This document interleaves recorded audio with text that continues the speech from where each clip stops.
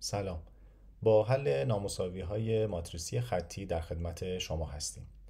نامساوی ماتریسی خطی یا Linear Matrix Inequality که به مخفف LMI نامیده میشه، در بسیاری از علوم مخصوصاً علومی مثل مهندسی برق و گرایش‌های مختلف اون کاربردهای فراوانی داره. خود مطلب جبر ابزاری رو برای حل این نامساوی‌ها در اختیار ما قرار میده، اما این جبر ابزار به سهولت قابل استفاده نیست و در اصطلاح چندان یوزر فرندلی نیست. به خاطر همین سراغ جبر ابزارهای دیگری میریم و مهمترین اینها جبر ابزاری هست به اسم جبر ابزار یالمیپ که ما در این جلسه میخوایم با اون آشنا بشیم. برای اینکه جبر ابزار یالمیپ رو به نرم افزار مطلب اضافه بکنیم، ابتدا از اینترنت اون رو دانلود میکنیم. وقتی که دانلود رو انجام بدیم، یک فایل زیپ شده به اسم یالمیپ رو در اختیار ما قرار میده.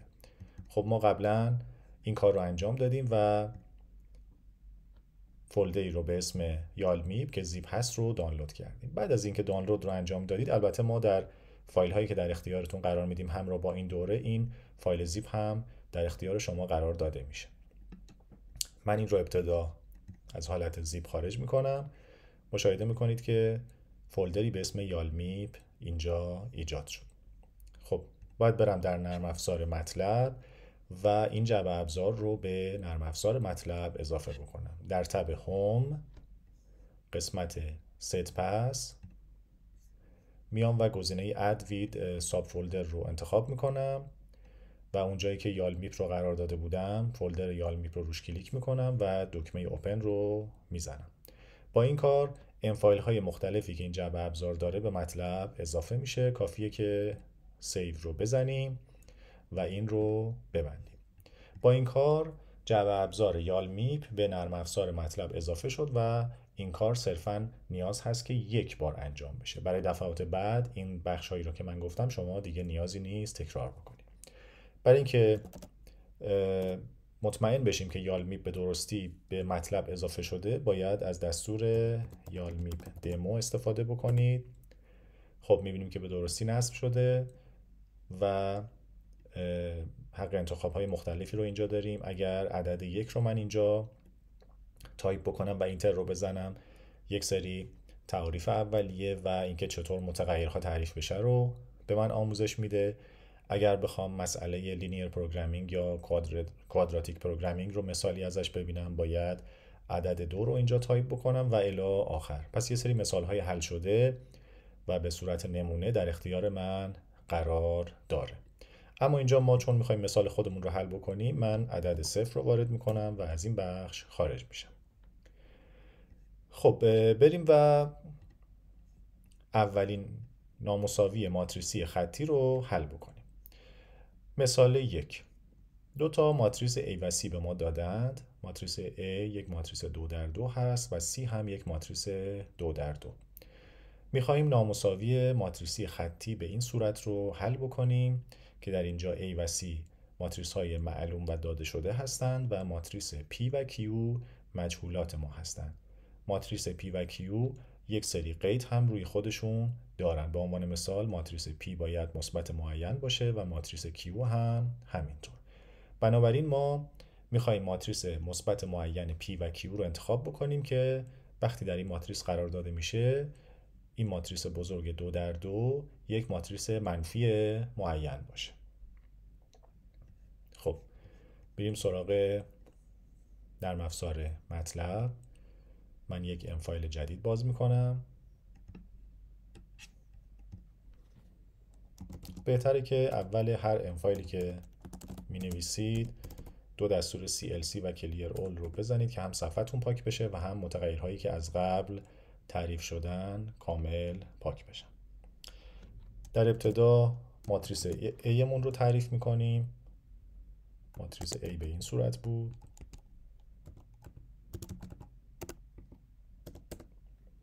ماتریس C هم که جزء داده های مسئله بود رو تعریف میکنیم.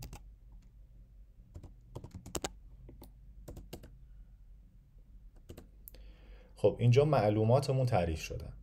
الان باید بریم سراغ یالمیپ و مجهولاتمون رو تعریف بکنیم. اولین کاری که باید انجام بدید اینه که از دستور یالمیپ کلیر استفاده بکنید تا متغیرهایی که قبلا در یالمیپ تعریف شده رو کلیر بکنید. من دو مجهول P و Q داشتم.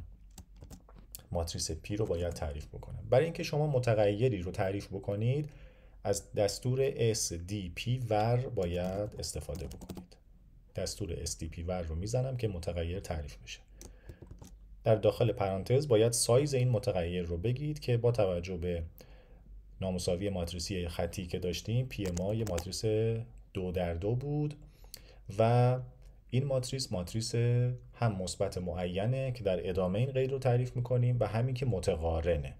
برای متقارن بودن وقتی شما بعد از اینکه سایز رو گفتید چیزی ننویسید به صورت دیفالت یالمیپ این رو سیمتریک در نظر میگیره، ولی اگر هم خواستید میتونید به این صورت این رو بنویسید، فرقی نمیکنه.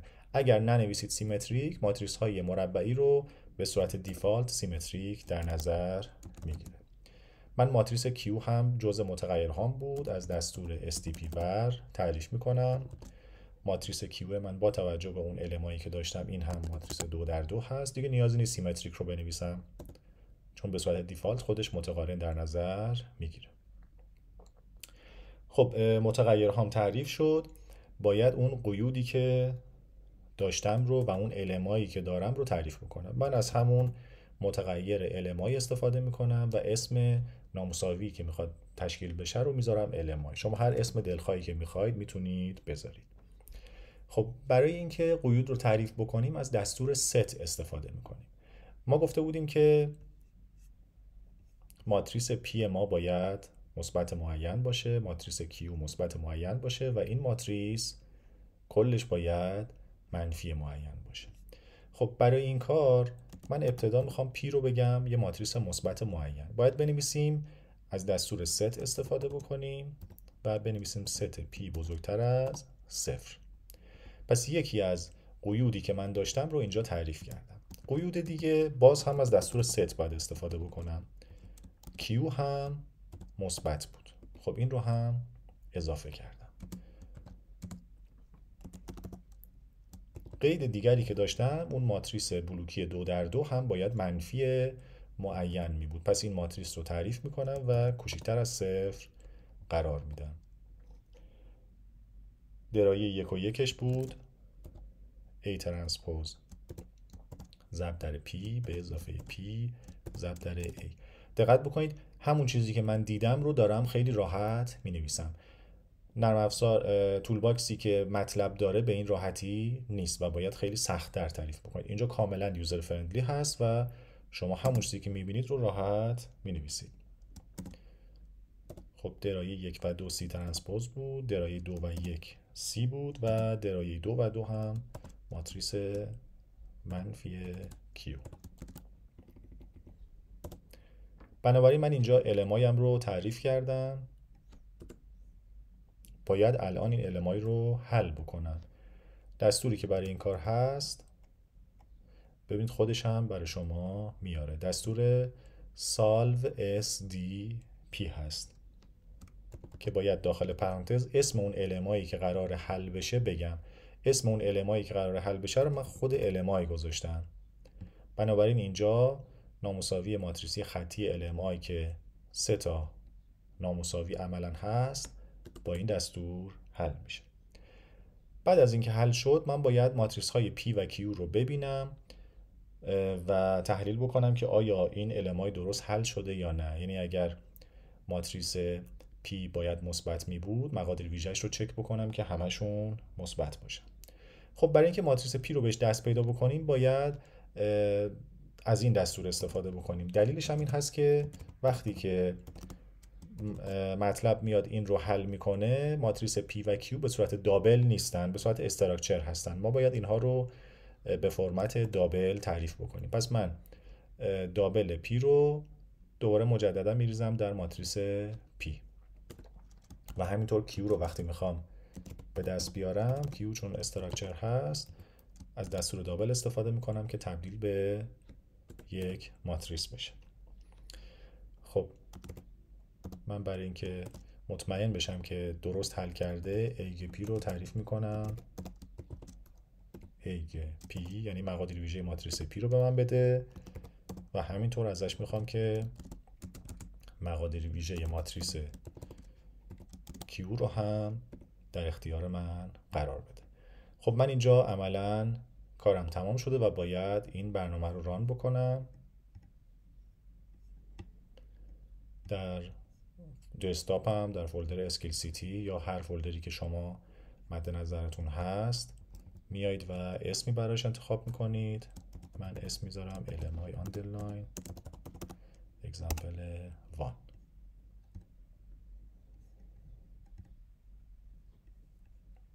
خب بریم ببینیم مطلب چه کار کرده.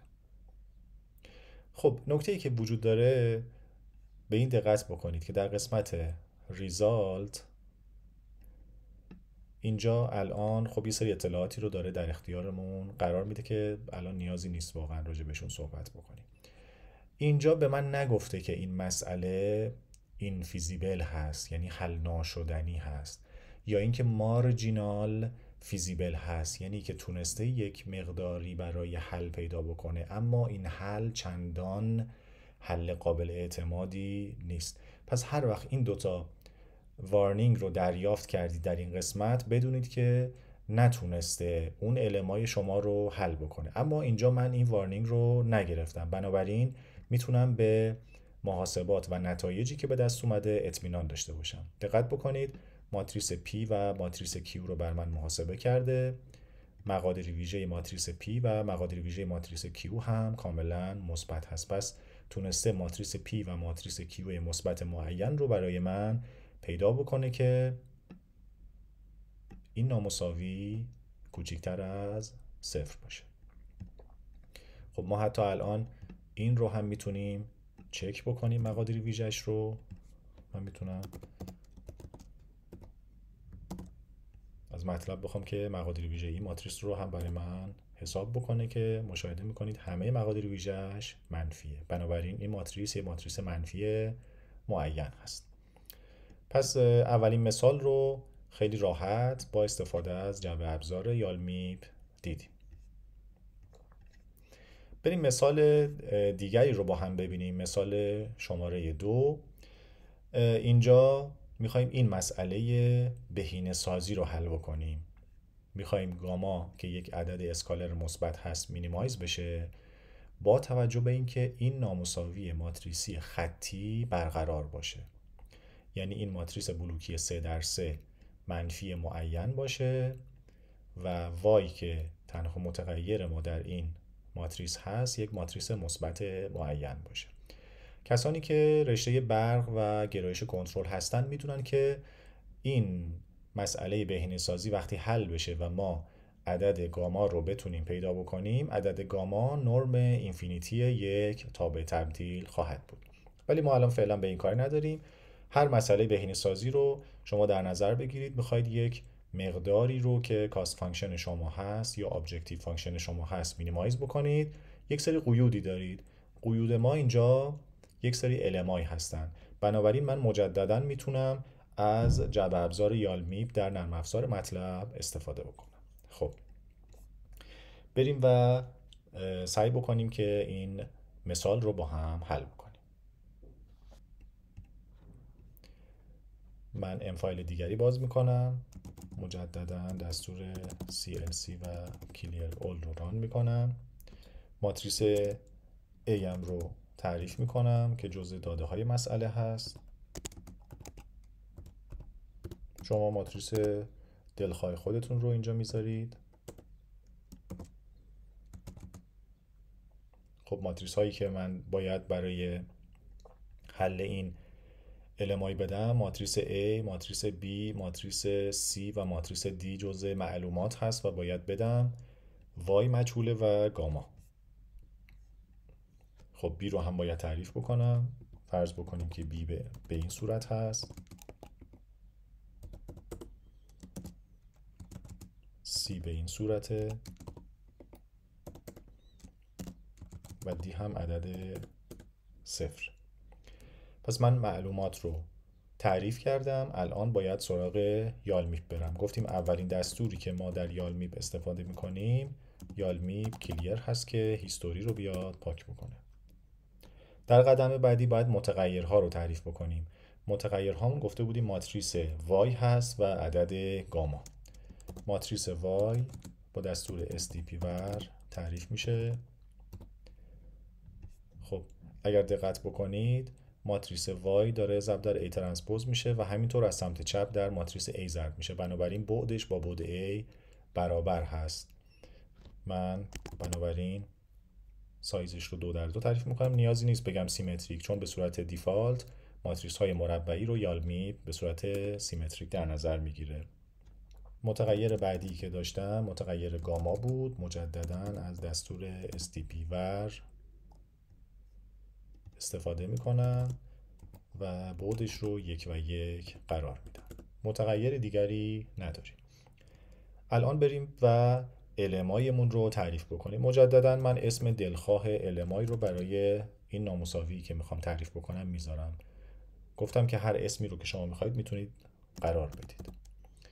خب اولین قیدی که داشتیم این بود که ماتریس وای ما یک ماتریس مثبت معین باشه. این رو نوشتیم. دومین قید ما این بود که عدد گاما یک عدد مثبت باشه. این رو هم اضافه کردیم.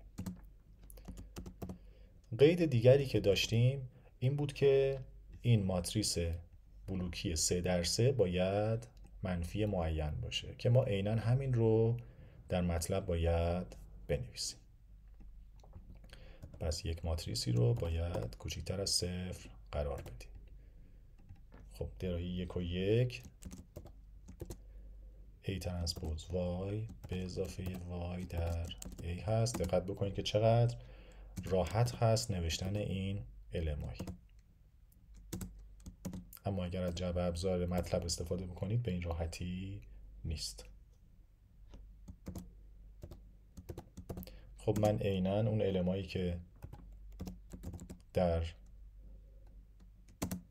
صورت سوال داشتیم رو اینجا می نویسم.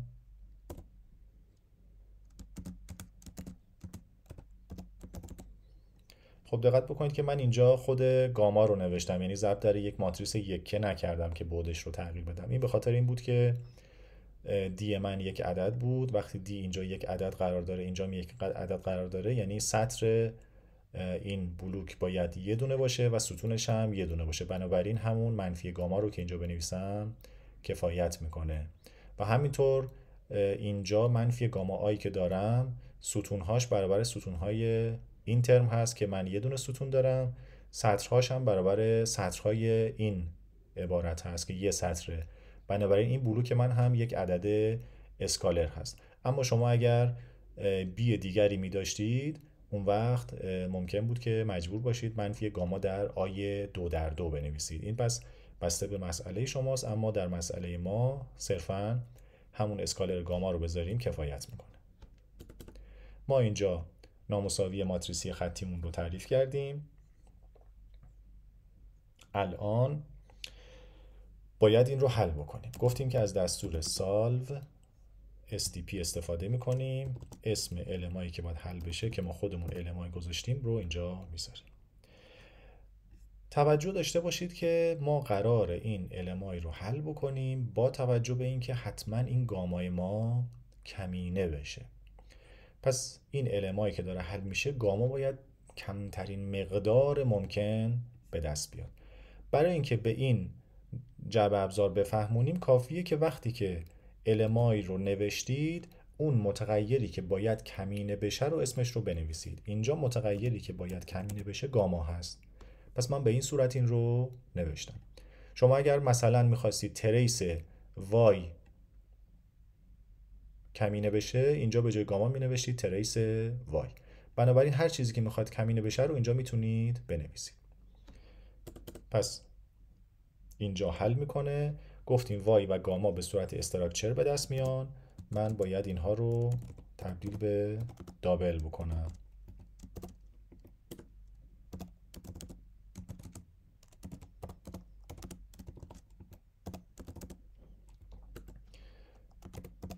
من من ای وای رو هم میگم به من نشون بده که مطمئن بشم مقادیر ویژه ماتریس وای مثبت هست. خب اینجا کارمون تموم شده. اول سیو میکنم با عنوان LMI underline example 2. برنامه رو ران میکنم. خب گفتیم همیشه در قسمت ریزالت بیاین دقت بکنید که احیانا به شما پیغام اینفیزیبل یا مارجینال فیزیبیلیتی نده که ما الان این پیغام رو مشاهده نمی کنیم. بنابراین تونسته با دقت و صحت مناسب نامساوی ماتریسی من رو حل بکنه. ماتریس وای رو مشاهده می کنید، مقادیر ویژه ماتریس وای که هر دوتا مثبت هستن و بنابراین ماتریس وای ما یه ماتریس مثبت معین هست. مشاهده میکنیم که گاما رو هم 1 به دست آورده، بنابراین اون گامای کمینه ما هم عدد 1 به دست اومده. خب بنابراین به هر المایی که شما برخورد بکنید با استفاده از این مثال هایی که خدمتتون ارائه شد میتونید اون رو به راحتی حل بکنید. امیدوارم که این دوره مورد توجه شما قرار گرفته باشه.